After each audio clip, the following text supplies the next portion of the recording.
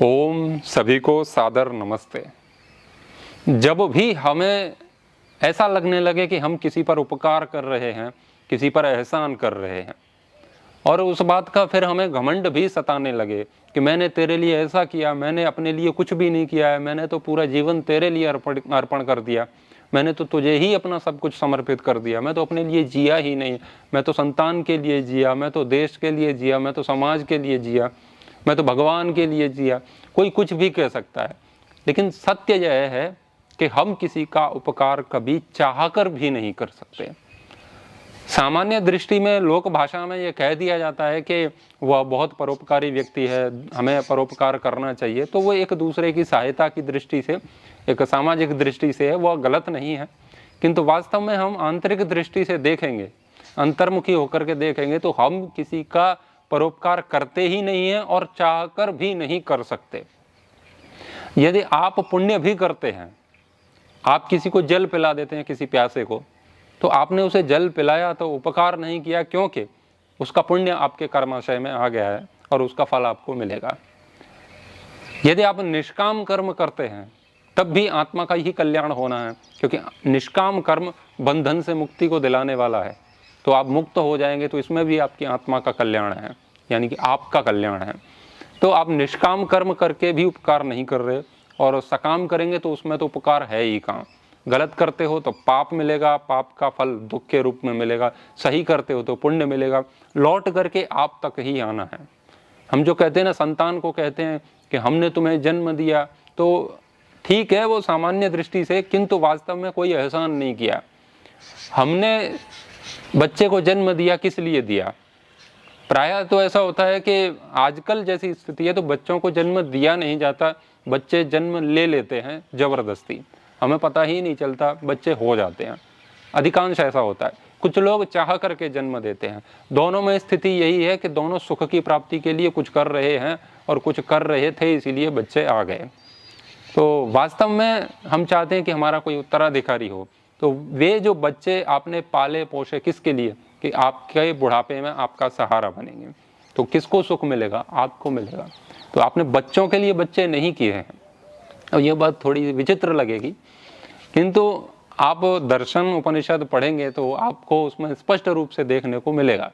महर्षि कपिल जी कहते हैं कि संहत परार्थत्वात् पुरुषस्य, ये जो संसार है संहत है, दो या दो से अधिक कणों से मिलकर के जो भी वस्तुएं बनी हैं वे सब संहत हैं। और संहत हैं तो वो किसके लिए हैं? वो परार्थ के लिए हैं।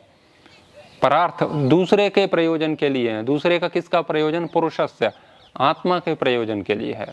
तो ये सारा संसार, इसमें चाहे धन हो चाहे शरीर हो, यह सब आत्मा के लिए ही है, आत्म कल्याण के लिए है। तो ये सारा संसार हमारे लिए है, हम इस संसार के लिए नहीं हैं। तो जितनी भी वस्तुएं हैं वे हमारा ही कल्याण कराने के लिए, हम किसी के लिए कुछ नहीं कर रहे हैं। महर्षि व्यास जी कहते हैं पतंजलि सूत्र का भाष्य करते हुए, परार्था बुद्धि स्वार्थी पुरुष। बुद्धि है वह भी परार्थ है, दूसरे के प्रयोजन के लिए है। स्वार्थी पुरुष, जो आत्मा है ना, वो स्वयं के प्रयोजन के लिए है, आत्म कल्याण के लिए ही बुद्धि है। बुद्धि का भी हम उपयोग करके दूसरों का भला कर रहे हैं ऐसा नहीं, बुद्धि भी हमारे ही भले के लिए है ना। आप बृहदारण्यक उपनिषद पढ़ेंगे तो उसमें आपको मैत्रेयी और याज्ञवल्क्य जी का संवाद मिलेगा। उसमें वे एक बात कहते हैं, जैसे वहाँ पर बहुत संवाद चलता है, तो याज्ञवल्क्य जी उपदेश देते हुए कहते हैं कि न वा अरे पत्युः कामाय पति प्रियो भवति, आत्मनस्तु कामाय पति प्रियो भवति। जो पत्नी कहती है ना कि मैं पति को बहुत प्यार करती हूँ, मैं तुम्हें बहुत चाहती हूँ, वास्तव में पति को चाहने की कामना उसको मात्र पति को प्यार करने की नहीं है। आत्मनस्तु कामाय पति प्रियो भवति, आत्मा की कामना है उसमें, आत्मा के कल्याण के लिए, आत्मा को उसमें सुख प्रतीत होता है, इसीलिए उसको पति प्रिय है। पति की प्रियता के लिए पति प्रिय नहीं है, अपने आत्मा को सुख मिले जिससे, उसके लिए पति प्रिय है हमको। ऐसे ही इसका विपरीत है कि पति कह रहा है कि मैं पत्नी को प्रेम करता हूँ, तो पत्नी पर वो कोई उपकार कर रहा है ऐसा नहीं है, वो आत्मनस्तु कामाया, आत्मा की कामना के लिए, आत्मा के कल्याण के लिए, आत्मा को सुख देने के लिए, अपने दुख की निवृत्ति के लिए वह पत्नी को प्रेम कर रहा है। यदि उससे प्रेम करने में उसे कुछ न मिले तो वो नहीं करेगा। ब्रह्म के लिए भी यही कहा है, नवा अरे ब्रह्मण कामाय ब्रह्म प्रियम भवति, आत्मनस्तु कामाय ब्रह्म प्रियम भवति। ब्रह्म को प्रेम करने के लिए हम प्रेम नहीं कर रहे हैं, हम अपनी आत्मा को प्रेम करने के लिए, आत्मा को संतुष्टि देने के लिए ब्रह्म से प्रेम कर रहे हैं। तो ब्रह्म जो है वह भी आत्मा के कल्याण के लिए ही है। तो हम किसी को प्रेम करके, हम किसी की सहायता करके, कैसे भी करके हम किसी पर कोई उपकार नहीं कर रहे हैं। सब कुछ अंत में आकर के, जैसे कि सांख्यकार कहते हैं कि चिदवसानो भोग, सारे भोग हैं वह चेतन के लिए हैं, सारे भोग चेतन पर आकर के रुक जाते हैं। तो संसार का सारा भोग आत्मा के लिए है, चेतन के लिए है। हम किसी के लिए कष्ट भी सह रहे हैं ना, उसमें हमें कोई सुख नहीं मिल रहा, लेकिन दूसरे के लिए कष्ट सह रहे हैं, तो उस कष्ट में भी सुख है, इसीलिए वह आप कष्ट सह रहे हैं। यदि वह कष्ट आप नहीं सहेंगे तो आपको और बड़ा कष्ट होगा। जैसे कि आप अपने बच्चों के लिए कुछ कर रहे हैं और उसके लिए कमाई कर रहे हैं, उसके लिए दिन रात परिश्रम कर रहे हैं, तो उसमें हमें कष्ट हो रहा है, तो हम कह रहे हैं बच्चों के लिए कर रहे हैं।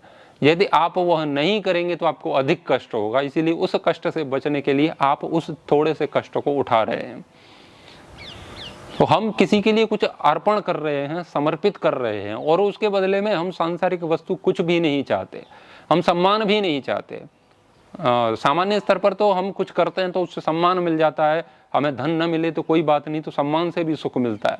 और यदि आप गुप्त रूप से भी कुछ कर रहे हैं तो सम्मान से आप बचना चाह रहे हैं, क्योंकि आपको पता है कि सम्मान 2 कौड़ी की चीज़ है और इससे पता नहीं होना है, जितना सम्मान मिलेगा हो सकता है अहंकार आ जाए, इसलिए गुप्त रूप से लोगों का भला करो। तो आप ऐसा भी करते हैं तो आप अपने पतन से बचना चाहते हैं, आप आत्मा का कल्याण चाहते हैं। आप कुछ भी देख लीजिए जीवन में, आप कुछ भी कर रहे हैं, कुछ भी, वह सब अपनी आत्मा के कल्याण के लिए कर रहे हैं। सारे संवाद के बाद याज्ञवल्क्य जी माँ मैत्रेयी से कहते हैं कि ये जो सारा संसार है वो आत्मा के लिए ही है, तो क्यों न सब कुछ आत्मा को देख करके ही किया जाए, आत्मा के लिए ही किया जाए।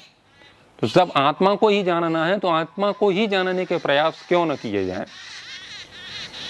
हम जो कहते हैं ना कि हम सब स्वार्थी हो गए हैं इसीलिए संसार में समस्या है, वास्तव में हम स्वार्थी हो गए हैं इसीलिए समस्या नहीं है, समस्या इसीलिए है क्योंकि हम स्वार्थी हुए ही नहीं हैं। हम बस दूसरों की दृष्टि में अच्छा बनने के लिए जीवन व्यतीत कर रहे हैं, लोग हमें ऐसा समझें, लोग हमें ऐसा कहें। आत्मा का प्रयोजन, आत्मा की सिद्धि जिससे होती है हम वो तो करते ही नहीं है, असली स्वार्थी बने हम।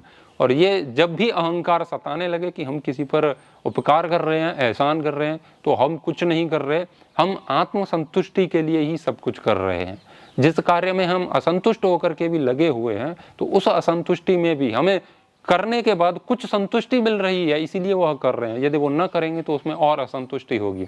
तो यह अपने दिमाग से, मस्तिष्क से, अपने विचार से मिटा दीजिए, डिलीट कर दीजिए कि आप समाज के लिए, परिवार के लिए या किसी के लिए भी कुछ कर रहे हैं। आप जो भी कर रहे हैं सब अपने लिए कर रहे हैं।